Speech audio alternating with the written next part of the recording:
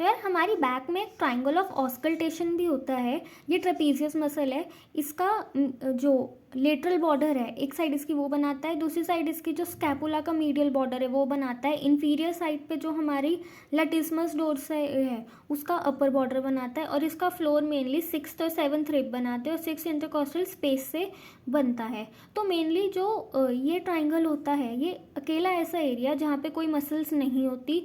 जो lower lobe back में हमें जो रेस्पिरेटरी साउंड्स सुनती हैं वो इसी ट्राइंगल पे सुनती है। और एक्सरे डिस्कवर होने से पहले इसोफेजियल ट्यूमर्स इसी ट्राइंगल के थ्रू कंफर्म किए जाते थे।